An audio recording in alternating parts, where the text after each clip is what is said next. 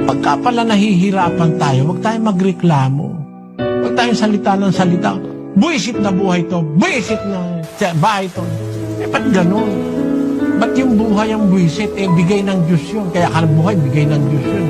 Sasabihin mo, buisit na buhay. Puro na lang ikahirap, puro na lang hirap, puro problema.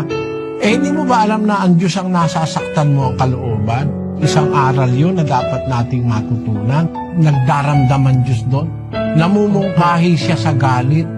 Nagagalit ang Diyos pagka nakakarinig siya ng mga ganun na salita sa tao. Mag-ingat tayo. At ang dyan, yung pagtitiis.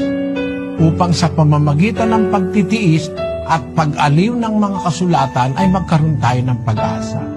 Halimbawa, nahihirapan ka sa buhay, imbis na sisihin mo ang kahit na sino, sabihin mo sa Diyos, kahit na po ako mahirapan, Panginoon, kahit na po mayroong mga mabibigat na mga sama ng loob sa aming mga kaaway, sa mga kapwa-tao, huwag mo lang po kaming iiwanan.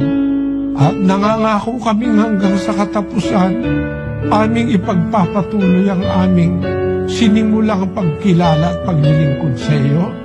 Tulungan mo lang po kami, Ama. Yon ang dapat nating maisaisip